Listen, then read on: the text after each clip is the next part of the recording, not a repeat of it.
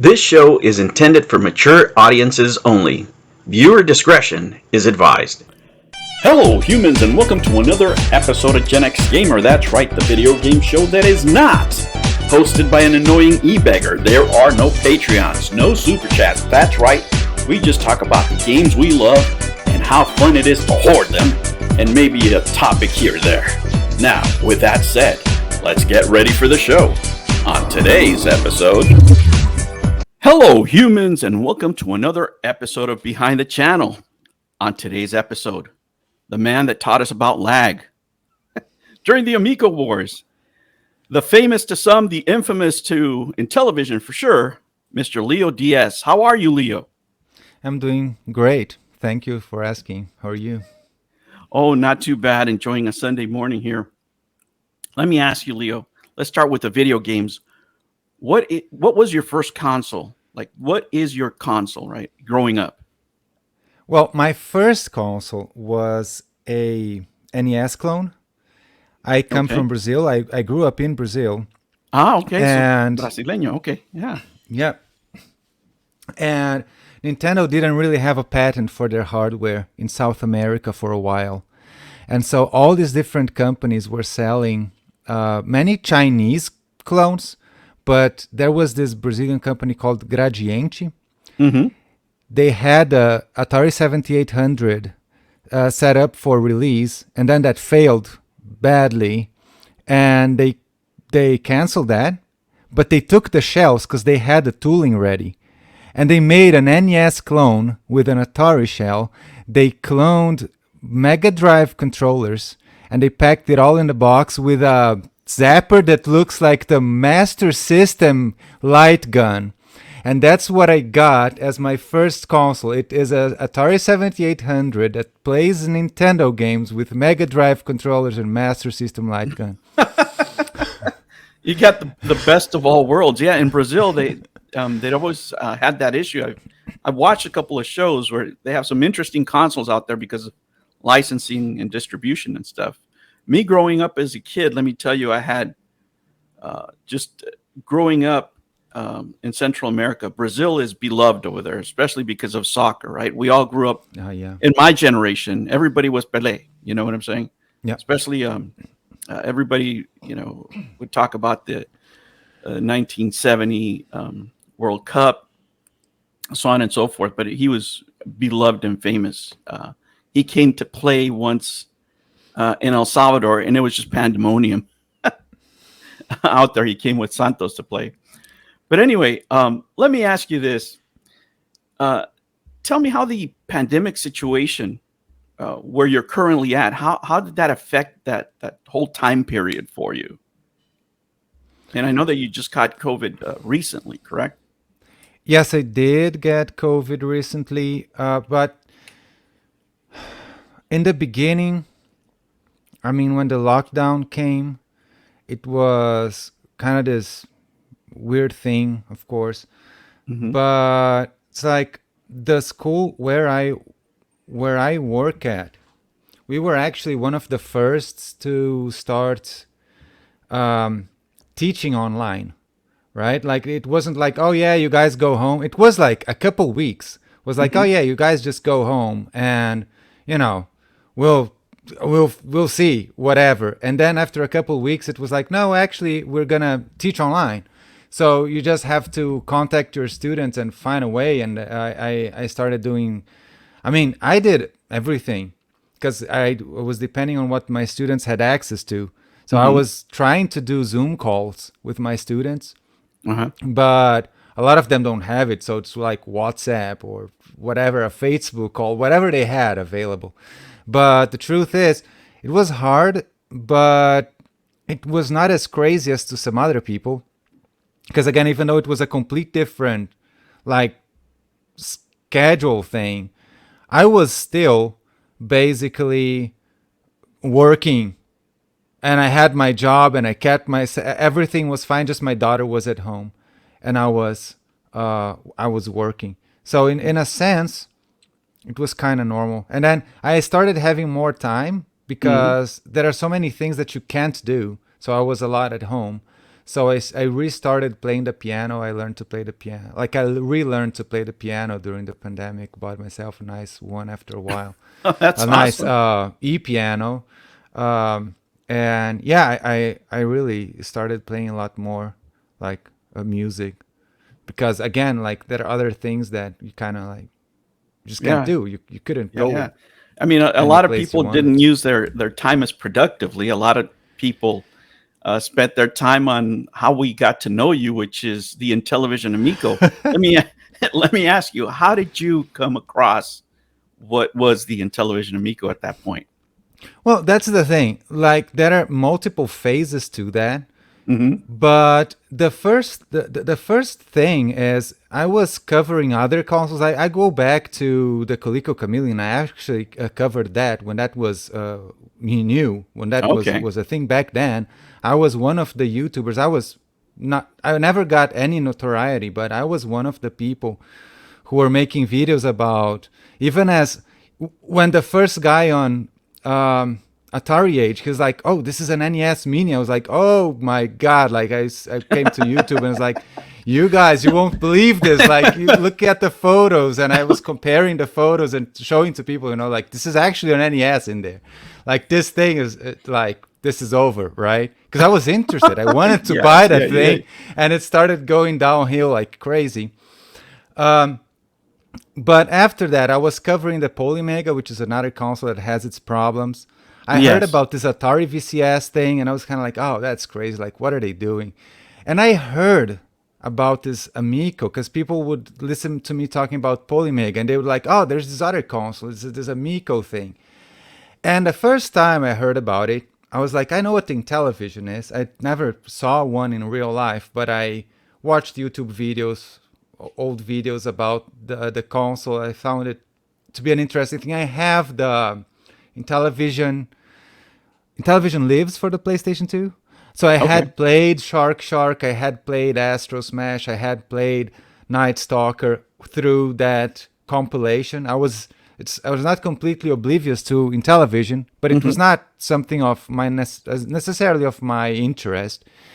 And I heard about it, and I was like, well, okay, so like this is Mattel, right? Yeah. And I took a look at the website shortly. It's like, oh my god, like this looks awful. Like, mom, that looks like a toy. It looks like these VTech consoles that we have here in Europe, like for children, like that are 3, 4 years old. It's like, Yeah. oh my god, this is horrible. But I mean, this is Mattel. They're gonna bring it to market, whatever. And I mean, it's not interesting to me. I don't care. And then I forgot about it, and people were like, "Oh, talk about the Amico," and I was like, "Dude, like, what? Why?" And the people, "Oh, it's a scam," and I'm not. Dude, it's not a scam. It's Mattel. Like, what are you talking about? And they're like, "No, it's not Mattel. It's this new company, and it's Tommy Tallarico." And I was like, "Tommy But Tallarico? What's that?" So I googled Tommy Tallarico, and I found that website of his. You know his website? yes, where he's got his music and all his accomplishments. Yeah, his accomplishments, right? And I was looking at that website and I was like, oh my God, this dude is so weird. Because there are these things that, you know how he likes saying things Yes. that could mislead you depending on how you read them. And there is Yes. this part where he talks about the games he worked on. And there's like Pac-Man in the list. And I was like, what? Pac-Man? This guy was a little kid in the US when Pac-Man was. What the hell Yeah, is he yeah. I mean, talking about? we were like 12 years old when Pac-Man came out. Yeah. And later, when I came back to his website, I realized he was talking like the game series that he worked on. And he worked on Pac-Man World for the PlayStation. You see? Yeah. And so, but he put like games, and then there was like Pac-Man in the middle, but it's Yeah. not the Pac-Man. No. And so when I looked at all that, I was like, dude, this guy is really weird. He clearly exaggerates his Yeah. importance, like with the texts and things. You want to interject? You feel free. Yeah, no, I mean it's a couple of things. One of them, the look of the console, and I've said this before. There was a show back in back in the 70s. It was called Space 1999, right? And these people were in the moon in space, and this is supposed to be the future, right? Of 1999, but it was back in 77, whatever it was. And the form factor of the Amico in the wood grain fits that show. Like if you were to make a console that people would thought, video game console in that show would look like the Intellivision Amico. But when you said about Tommy, he reminds me of someone that took a very poor sales class, right? Something like sales 101, but online, not even a university class, just something that you found on the internet, right? And you took that course because, he could turn anything. Like we could be talking here and I could say, well, I partner up with Leo DS. I'm just interviewing, right? But he could, you could go buy something or you can rent something. Like if I rent the McDonald's over here as they do for, like if you want to throw a birthday party and I live stream from there, I can't say I'm in a partnership with McDonald's, right? But that's his marketing style. And you hit it right on the head. Well, the worst thing about that partnership with Crayola, for example, is that it wasn't even him who set that thing up. It was Retro. So it's like he's bragging about this thing that it's not even on him. Like it's just, he just took some consoles to an event someone else arranged for him. It's crazy. Well, so after that, what I thought was, okay, so this guy is insane. He clearly wants to just burn his money on this thing that's going to fail miserably. Mm-hmm. And so I don't care if he's crazy and he thinks he wants to burn his money on this. Whatever. So I never, up to this point, I'm talking everything that I said, I never made a video on this. I never made a video initially saying, oh, I think the Amico will fail. I didn't make a video at all because I looked at it. I thought it was more of a kids thing than a retro thing. Mm-hmm. And again, because I thought that this guy was putting his own money, because still looking at the website, I thought, well, this guy is a millionaire. This guy is an industry veteran. Yeah, like he's just making this out of his own pocket, right? Yeah, so, my first video was a positive video, about the Amico, because I had, great memories with the original Intellivision. I was at a party, that kind of stuff. But my argument was then, it's like, this is his money, and he's out there saying it with his chest. I don't know who's criticizing him because, at that point, most people were on like, what were they, like the Atari age or, Reddit or whatever. And, I had seen a couple of channels, not yours. I think I had, at that point, probably I just saw Tony. I didn't see people with faces. And I'm like saying, well, he's saying it with his chest. It's his own money. So, who gives a shit? I never questioned it until, the rest, but I'll let you continue. Yeah. So how did I actually get into this if I was not interested, right? Mm-hmm. So Retro Bro made that video of his saying that he thought it was not good. He didn't think the games looked interesting. He said a few negative things about it. Mm-hmm. And of course, Tommy Tallarico himself went to the comment section and talked to him and arranged an interview. Now, I knew Retro Bro already. I was never a friend of his, but I was an acquaintance. I was a friend of Cyrus Martin back then. Okay. I was in Cyrus Martin. I'm not sure that exists anymore, but he had a Discord server, and I was in there. Me and other friends, we were in there talking about video games, everything. I watched his video. So I watched that interview with Retro Bro, Cyrus, and Tommy. And I looked at everything that was being said. I was like, oh, okay. It does. When you see Tommy talking about it, it doesn't sound as horrible, right? Yeah. It doesn't, like he explains that he has this, because he had a lot of things like when the things he said at a surface level, they totally make sense. Yeah. Oh, we're looking for something simple, for something family, for old school games. And it's like, oh yeah, I like old school games. I like playing simple games. That's when I started kind of like, okay, this could be something. I still didn't really understand like the appeal, really, but I understood like the possibility of there being it wasn't anymore after watching the interview. It wasn't like I thought. My first reaction it was, oh, this is just a piece of garbage. Like this console is for little children and it's gonna be crap. And you weren't it prejudging it. You were just going by what they said or what he was saying. Yeah, I mean, there was a concept he was talking about, and this is the thing that went with me, because Tommy started then in those interviews and then in other conversations, basically promising a lot. Like, oh yeah, the games are exclusive. They're made for the console. Yes. They are made in a way that the controllers are used, And I started, oh, okay, that's cool. The game Feeding Frenzy is a game that I played it, and my daughter actually is one of the first games that she played.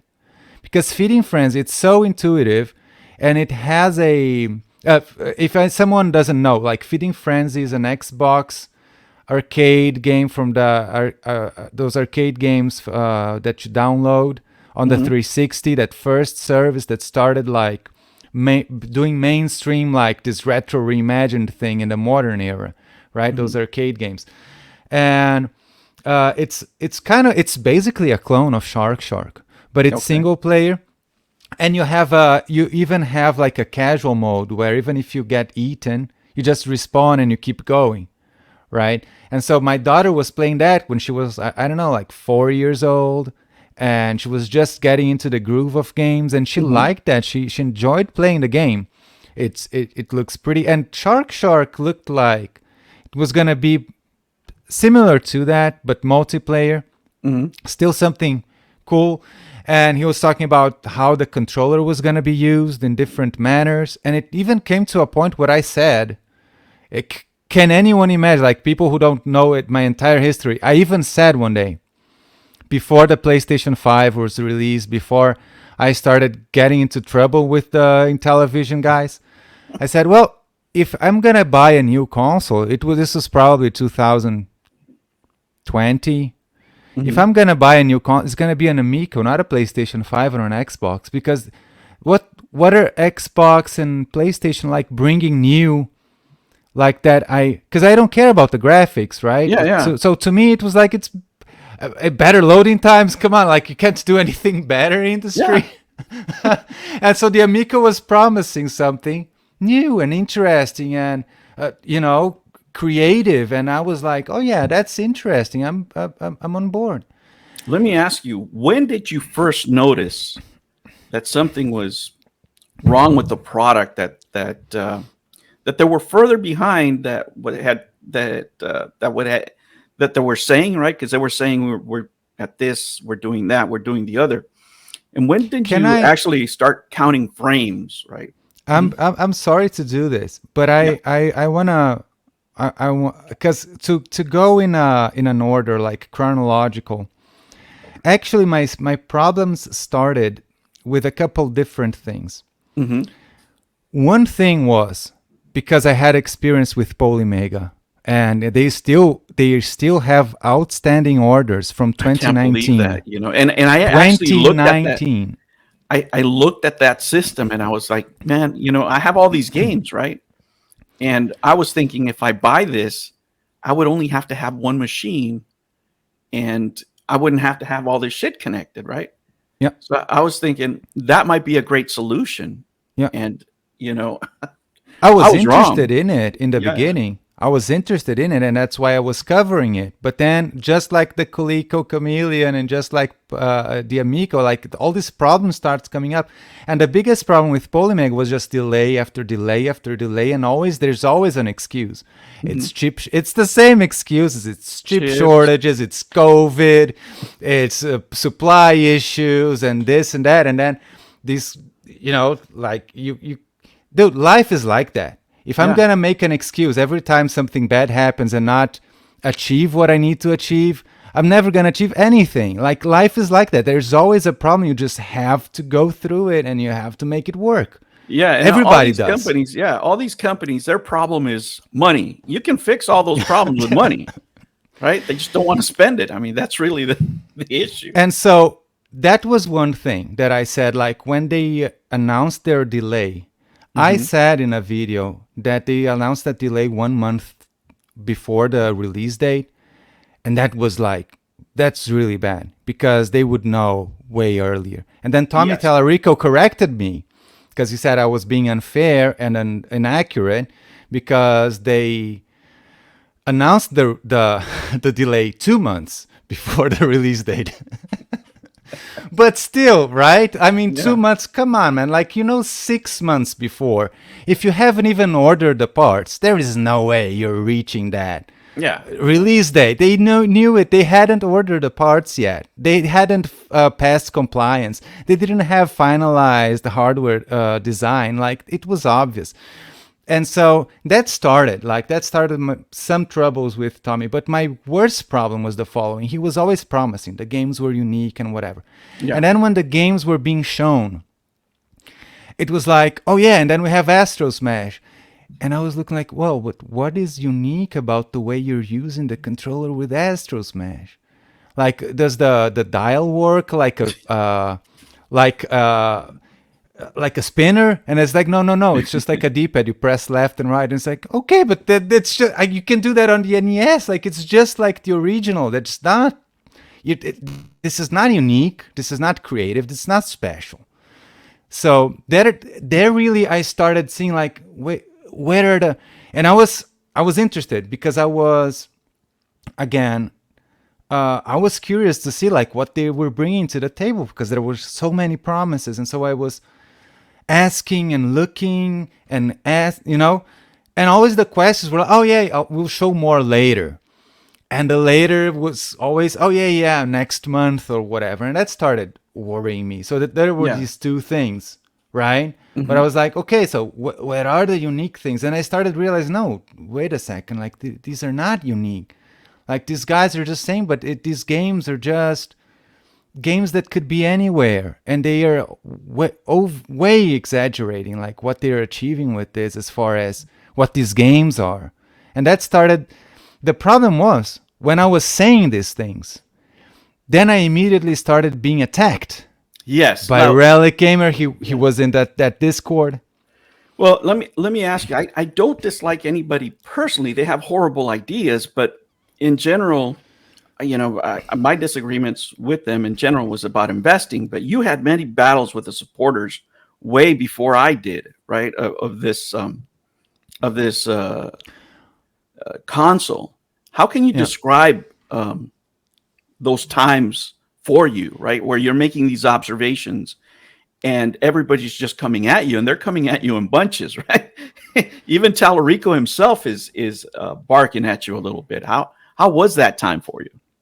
Yeah, that's when it started. And so, because I said things that back then I really didn't think they would be that controversial, because I didn't understand what was going on. It took me many months to understand what was going on. But I would say things like, well, I don't like this Tommy Tallarico guy because he has this weird website and he has all these claims and he brags so much and he's so arrogant, and I just don't match with that. I don't like it. Like to me, having a Ferrari is the stereotype of the small dick millionaire who just, has to overcompensate or something. To me, everything about him is a stereotype of, I don't know, like this rich guy who doesn't hit with me at all. Mm-hmm. And I was saying that because I'm used to say whatever I want about CEOs of other companies. Yes. They never came on, on Twitter or on YouTube and started trash talking me. Like, you're like, oh, whatever. Like, this dude's irrelevant. I'm not even going to respond. Yeah. I mean, that's a lesson for all CEOs. I mean, you don't respond, you just, that's why you're the CEO. I mean, that's why you're the man. Engaging in this stuff is pointless. It just makes you look bad. Let me ask you, there was so much toxicity back then in the community, and I have given my point of view of why this was. let me ask you, why do you think it was so toxic back then? The going back and forth. Yeah, I know why. Because it's in this time, Tommy actually talked to me in a call, kind of like what we're doing now, but Mhm. not recorded at all. And we Okay. talked for like over 2 hours. Holy And the shit. thing is, and the thing is, he was steering things, and then afterwards I was talking to him in like messages and thing, and he really was, uh, and he's very smart about how he does this, because he never tells you like, oh, you should do this, oh, you should do that. It's like, oh, did you see what that guy says? Oh, he's feeding these trolls all this information. These guys are using it to destroy me. So Uh, this guy is like, let's say he's your friend, right? mhm. Whether you think he's your friend, like whether I think he was really my friend or not, like he was acting like my friend for sure. And then he was telling me that these guys and those guys, like, they're always saying bad things about him, and they're always attacking him. And sometimes he again kind of makes it implicit that there is some kind of thing that happened in the past, that they have some kind of grudge against him, or that maybe they're jealous of him, that they're always Mhm. going after him. And so people kind of feel compelled to go out there and defend their friend, right? It's like, oh Yes. yeah, I my mean, friend that is would telling be. me about all these horrible things that these people are doing. And so that's why we see all this inflammatory language from so many of these YouTubers, because they were like really pissed of all these things they heard, like the things we would hear about Tony TGD behind the scenes. They were monstrous. There was a rumor going around about Tony TGD that he was stalking Tommy Tallarico, and when I was hearing that, my understanding was that he was basically spotted outside of Tommy's home, like trying to spy on the guy. That was the impression that I had. You Holy understand shit. that? It's like that the guy was like this deranged criminal. And then I started talking to Tony, because I didn't understand anything. I didn't know him. I didn't watch his channel. He was just this dude on my comment section. I was like, dude, what the hell is going on? Like, who are you and what are you doing? And he's like, oh yeah, I sent some developers a few emails and I talked to a couple people. And I was like, yeah, is this what's going on? And he's like, yeah. And I started piecing things together, and I started understanding like, okay, so this is crazy. And I was already getting like this backlash. Yeah. I mean, But look, me personally, what I did when I started seeing those things and what was going on, I try to stick to the numbers, because numbers are definite, right? yeah, You either hit your targets or you don't. Either the math adds up for the investment, payout that you're claiming, or it doesn't, right? So, saying, I knew if I say, this guy I think is a liar or whatever, uh, it would have less of an impact of me saying, hey, do you think this console is going to sell as much as the Xbox so you can get 10 times your return? I remember what you were talking about, Yeah. because you said, how can they even make them?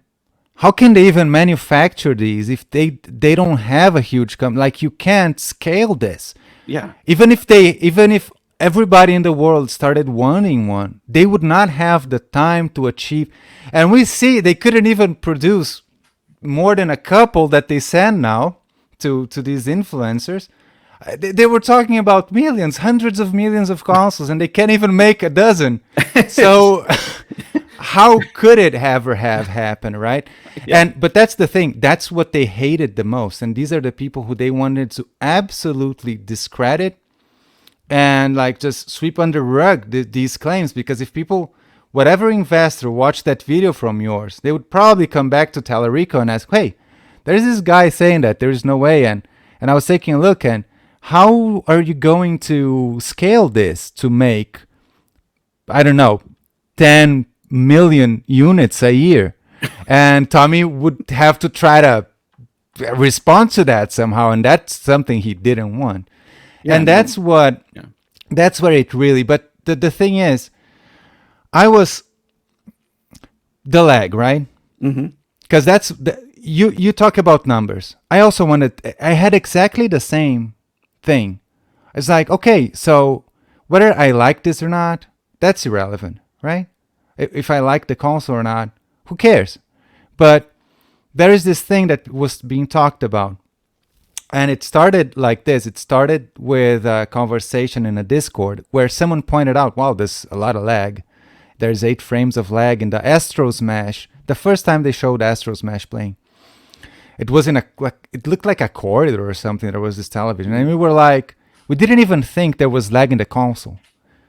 We thought the setup was wrong or they forgot to turn on game mode.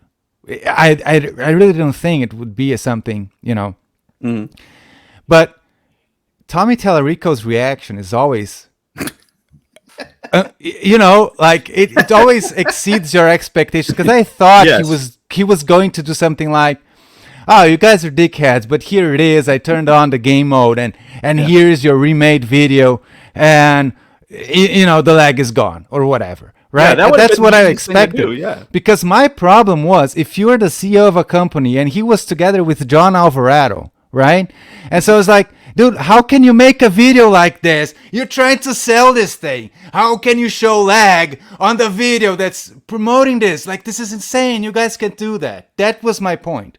But I thought actually that there was no lag in the console, that it was a mistake, an inexcusable mistake, as you say.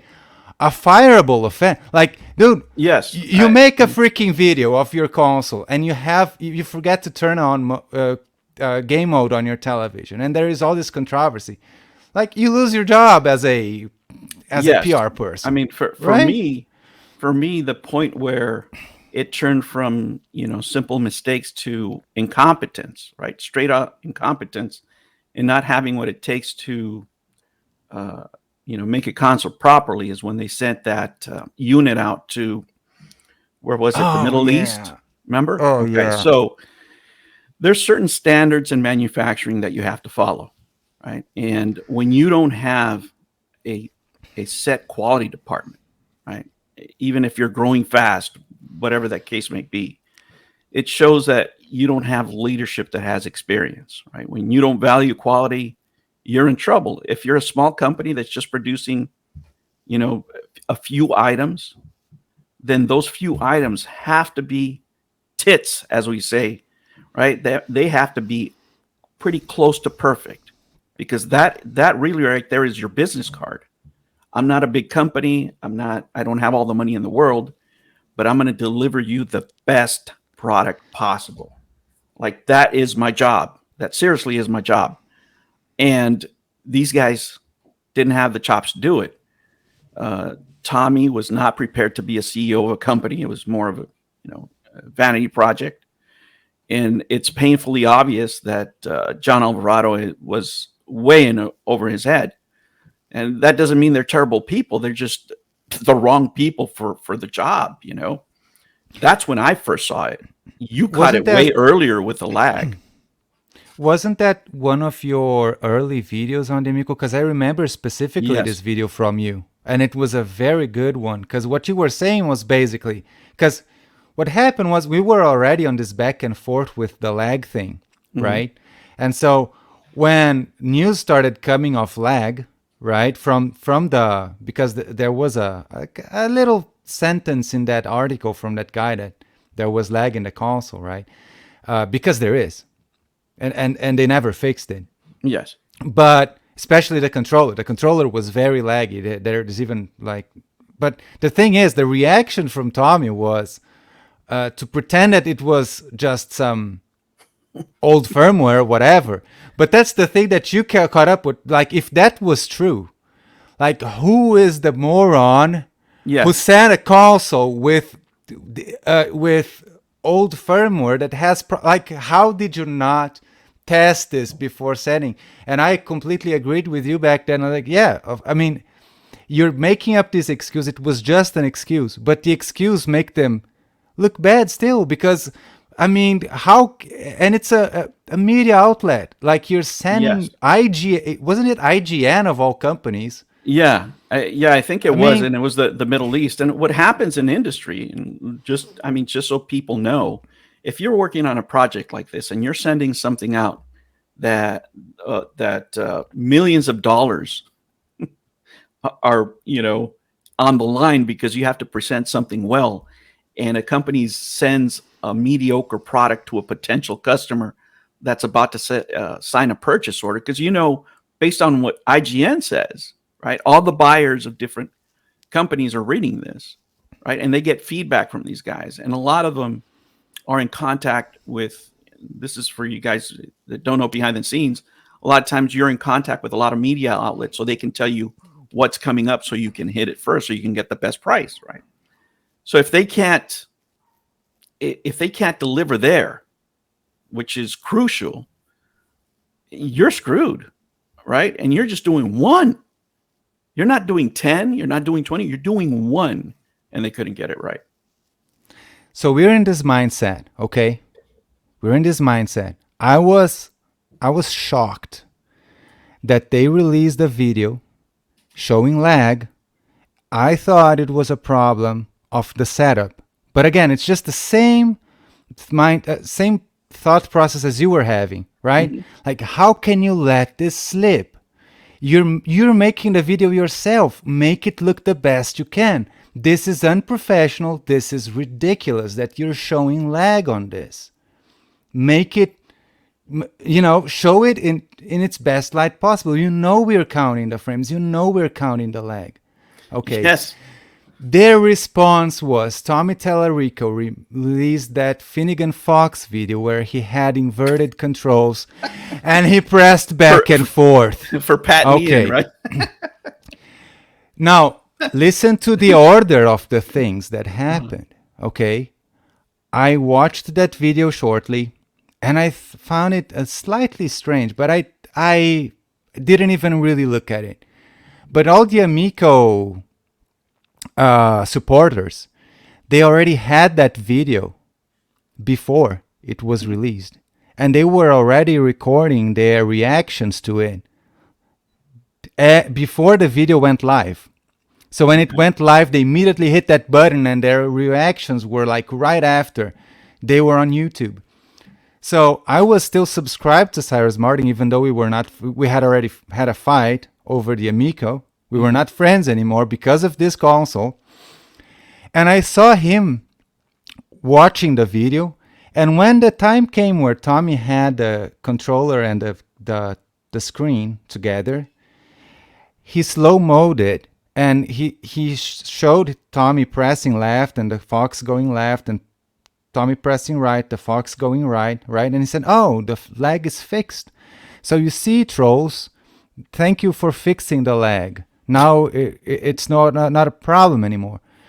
And then he goes on about his reaction. But I look at that slow-mo video and I see that there's something at the end that just doesn't match up at all. It didn't match up at all. He presses to the right and the thing goes to the left, and it's weird, and I couldn't put my finger on it. It was strange. So I started counting the frames of lag through the perspective of normal controls, right? Because I didn't come to the conclusion that they were inverted. I never realized that. So I counted the frames, and what was happening was counting the frames without knowing that the controls were inverted. The Fox started moving to the left, and right after, Tommy would press to the left. And then the Fox would start moving to the right, and he would right after press to the right. So I made a video saying that I was going to invest all my money in Intellivision right now, and I was going to be a billionaire, because they just found out a way to read the inputs before you press them. And they had this amazing technology, and this was going to be the future. Like, this company had something that they were hiding from us, right? That's going to be the biggest thing in the world. They beat Elon Musk to the Neuralink, whatever that was. That's responding to that. And so later someone told me on Discord, like, "Oh, I think the controls are inverted." And then I started counting the frames from that, right? Mm-hmm. And so when I counted the frames as inverted, then it matched 100% perfectly. It was a lot of lag, 14 frames of lag, which is unplayable, but it matched up then. And I was like, dude, the controls are inverted. But then my video was I don't even know what to tell you anymore, because all this started with Cyrus Martin showing the video and saying that there was no lag and that the lag was fixed. And Tommy was in that comment session talking about thank you, great video, or whatever. So he saw the guy saying there was no lag and talking about how when Tommy presses in one direction, the fox goes in that direction. He didn't come there and say, oh, actually, I was inverting the controls to troll someone or something. No, he was letting the guy say that. I knew that. It was not a mistake. It was not something that they never realized. And I knew it. And so at that point, I was like, we literally have the CEO of this company. He knows I'm counting the frames. I had already counted frames and other stuff, and he knew I was doing it. And he explicitly is trolling us. The CEO of the company is trolling us, like he's messing with this video. So I don't even know what to say anymore. I get the impression from him that he's not as technically savvy as he should be in order to, try to supervise everything that he had his hands on it. And that, I think, ultimately proved his demise. But, let me ask you this. Even though there was all this drama surrounding this console, there must have been something that you enjoyed about making videos or interacting with the community. Let me ask you, what is it that you enjoyed about, your interactions at that time, if there was anything? Oh, I thoroughly. It was really hard because, as I said, I even lost a friend over this, and he was my best YouTube friend. Like that. That's the guy was, always around and watching these videos. Was my favorite channel, basically. You're talking about Cyrus. Yeah, but yeah, he had a great channel, man. He's one of the victims of Talarico as far as content creators, as far as I'm concerned. Yeah, he's still making his videos, and he's kind of traumatized. It's kind of traumatized with all this, and he had other experiences, but he's still making his videos. But the thing is, except for that and the emotional weight of all this, I actually thoroughly enjoy it because I enjoy scrutinizing things, studying things, learning things. I enjoy that. So to me, even counting the frames and understanding, and it was a lot of work to understand because it's not. When people say oh, you can't just look at the video and press forward a couple times and count the frame, and that's true. Like it takes a lot of work to understand how the buttons work, how this touch screen works, and counting multiple times. And with time I started getting better at it and understanding better how it works. At first it was kind of like a conjecture, but as more footage. And so even though it's a lot of work, it's fascinating and it's interesting to do. It's kind of like scientific work, right? Like you're working kind of at a proxy. Unfortunately, I didn't have a console. Of course, if I had a console, I could test it much more accurately. You might get one. If they were smart, they'd send you one because you. Well, I'll give them the feedback they don't want to hear, right? But that's what you want during quality, right? You want the mistakes caught in house. You said you're a teacher. I was teaching overseas for a while, and I used to tell my students this. This is where you want to make the mistakes. Don't make your mistakes at work. This is your safe place where if you screw up, forget about what your co-students say, or if anybody makes fun of you. If you're wrong, we'll fix it right here. So when you perform at work, in the real time, you're going to be ready. But they're going, with fans, and they really should give it to somebody who doesn't, has no bias with the company. Right now, I don't think this is about testing at all. Oh, no. I doubt it. But so to me, it was interesting. To me, it was fun. Like it was a lot of work, and also all these other things. I didn't even know Fig existed. And going back, I was answering this one, but it kind of goes back like another of the huge red flags that I had with this company was that Fig thing. Because as well as because I'm also an investor. Yeah. I would never, ever put a cent in anything, even if I thought it was the best project in the world, with that contract, no. You rewrite this thing. Like, they are literally saying they can use the money for anything else, and if they don't have to release this thing, and if they don't, you don't see a cent back. How can you? Yeah, no, and look, I didn't even have to read the contract. As soon as that guy said 10x, I'm out. I'm out. In the stock market, you're on your knees praying that you can make 10%, right, on a stock long term. So you can at least beat the market. If you make twice your money, you're ecstatic. You feel like you won the lotto. 10x. I mean, I've done it in all the years of investing. I've done it 4 times, right? And it's that hard, right? Over 20 years, I've done it 4 times over hundreds and hundreds and hundreds of investments. So I knew right away it was bullshit. And these guys that were talking. But there is another thing that tells us that that's bullshit, right? Because why wouldn't they do it themselves? Yeah, like, you don't need anybody else. Who would give someone else the opportunity to win 10x when they have money in the bank? They're not broke. No. They had money. So you have 2 guys there, 2 gentlemen there that are worth over $300 million. They don't need anybody else's money. If you're going to 10x, take 100, 100, right? Get yourself a cool $1 billion and you're done. You know? But no, they want all these random people to get the 10x instead of them. Your money. That's right. Let me ask you. Of course. What do you think about Tommy Tallarico? People ask me, and I tell them this, right? Even though I pointed out, all this crap that went on and this and that and the other. If it wasn't for him, I wouldn't have had all the entertainment during the pandemic. I probably wouldn't even be doing this interview with you. I wouldn't have a channel probably, right? I probably would have quit because the pandemic was just so disrupting. But this whole thing, gave us something to do basically. What do you think of Tommy Tallarico? Well, my approach to that is completely different because my channel, even though as far as the views go, of course, a lot of my views came from Amico. Not that many subscribers that stayed were before because of the Amico, but definitely a lot of the views. But as far as, if you just take a look at the videos that I make and what I spend my time on, except for a few moments where, like with the controversy with the lag and things where I was actually more involved,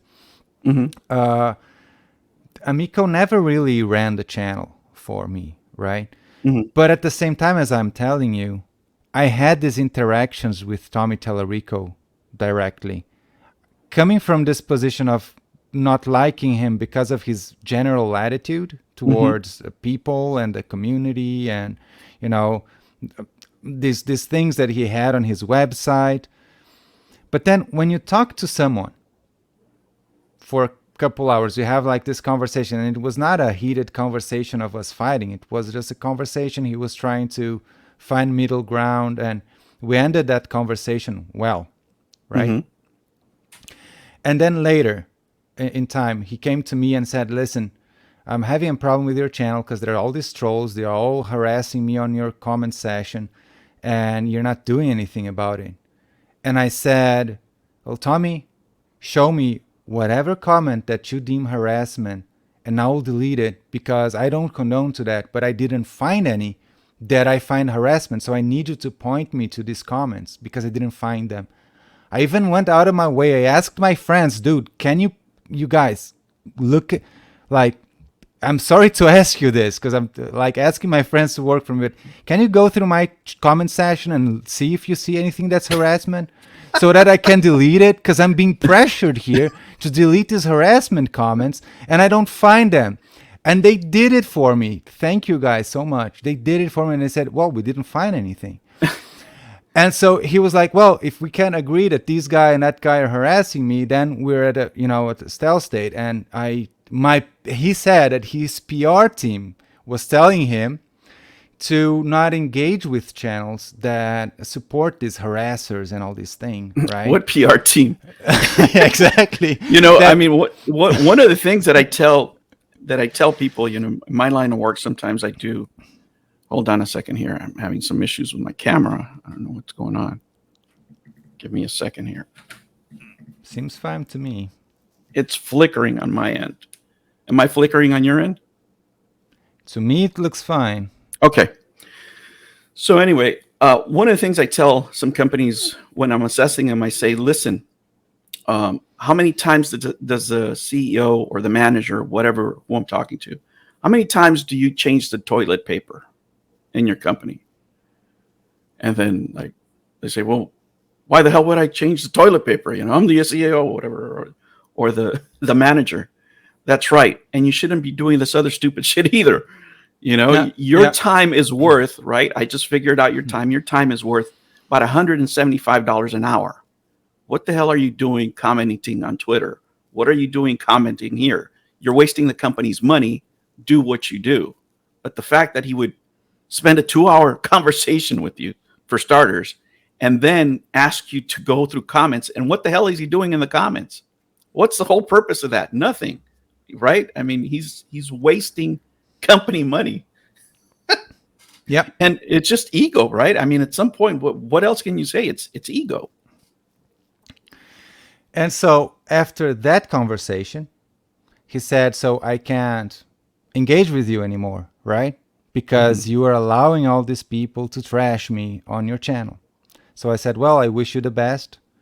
You have 2021 is going to be a very busy year for you because you're releasing the console, right? I thought probably, I back then, I thought this console was going to release. I thought there was no way it was not going to release because of all the apparent financial support that it supposedly had, which then later we saw it didn't really have, but back then I thought it did. And so, and we parted ways. Like he said, I said, well, if you need anything, if you want to contact me for anything, right? Feel free. Like I'm here. I'm not, right? So you weren't even fine. Like fighting or anything. You just said, oh, well, no. That's what you have to do. And then, he said, oh, thank you for understanding it. And then he blocked me on Twitter because this conversation was on Twitter, but he immediately blocked me. And I don't even use Twitter, but like that, and I was looking at that as like, okay, so that's whatever, right? Whatever. But then, after that, these conversations, there were a nice conversation. He was telling me things like, oh, you're the kind of guy I want to talk to. You know what you're saying? Like, because I'm surrounded by all this yes man, and you're critical, so I need the opinion of people like you. He was telling you that? I'm surrounded by all these yes men? Yeah. He was. Because all these other guys, these other YouTubers, they will just say what I want to hear. But people like you, because that's what I think those YouTubers should be very interested in that he said that. If you start asking people, you'll see that he tried to make you feel special, just like, I'm not sure how good you are at picking girls, but if you're any good, you probably know that the first thing that you have to make them is feel special, feel unique, and feel like you have all this, I just got married. I have no statement on that. Well, I mean, you make your wife. Day, but you make your wife feel special, right? Oh, of course, yes. You make sure that she, but yes. And it's kind of like what he's doing, like to win people over. Yeah, you have to schmooze. He's a smoozer. He's got the gift of gab. He's been on TV, so he's good at that. But the problem is, and when you do that, you have to have the chops behind it. You have to be able to perform, right? When you're a salesman, you're trying to present the best of your company, but you need to know that the guys in the back are actually going to deliver on what you're saying, or else you're just a charlatan. And that's what happened to him. These guys in the background couldn't deliver. But that's not even the problem that I have. The problem that I have is that after all this, when I was talking to him then 6 months later or a year later, he tells me, well, I never liked you. Because you're the kind of guy, you're too negative. Because I exhale positivity, and I was like, well, so why were you lying? And I knew you were lying to me back then. But why were you lying? Because you were pretending to like me back then. Yeah. And so your question was, and I am always long-winded, but your question, what I think, well, it's hard for me to be neutral to a person who I know he lied to me Yeah. to try to impress me, to try to manipulate me into promoting his product. I never did it, and so I dodged that bullet. But I don't have very positive feelings on that kind of behavior. All Let's right, say so that. let's wrap it up here, and I'm going to wrap it up with a couple of questions. The first one is, you said you had a younger child, right? If you had to reflect this on her, if she asks about you, about the Amico Wars, say 10, 20 years from now, what are you going to tell her? Well, I'm basically gonna tell her what I said now, but it was just this thing that I was involved in, and I think she should. I try to teach her this, that she should be careful, like with people and how things work, because sometimes the people who are the coolest to you and who when they're talking to you, you have to always think like if there are possible other intentions, and that she should be aware of that, because that's definitely something that I already knew, but it really solidified this this perception or this knowledge that I have, that we have to be careful, especially with mixing friends and work Business, and things. yeah, absolutely. All right, so the last question: are you glad it happened, and what's probably the best thing that you think that you learned from this whole ordeal? I can't talk. I'll not make something up.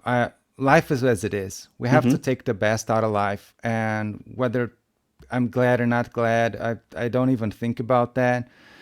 But the best thing in the end, I think most people agree, it really is all the people that we got to know. Like even the pro Amico people say like the Amico is like all these friends that we made, and even if it doesn't release, like we had all these experiences and we went to Creole and it was a lot of fun. So to us it was the same, like all these videos, and it was stressful to me for a time because I was taking it very seriously in the beginning. Yeah. I don't take it so seriously anymore because at this point to me it's basically over. Yes. But back then it was, I mean, come on, man, $10 million and all those claims and all that's serious stuff. Like we're laughing about it, but it's no joke. Right? Yeah, no, I mean, those people joke. still lost their money. I mean, you still have a show, an infomercial, right, run by an investor, but it's just still, trying to keep this thing alive. End,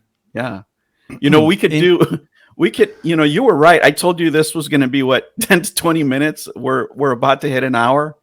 Yeah. And you were completely right. And probably if we sat here and really wanted to, we could talk another 2 hours about this. Cause there's so many things that happen along the way, but let me say thank you for giving me your time here and taking this interview. I really, really appreciate it because you're one of the people that was there from the beginning all the way to the end. And it really gives us a better picture of what happened. There's a lot of new viewers from the Arcade 1UP community that I have, right?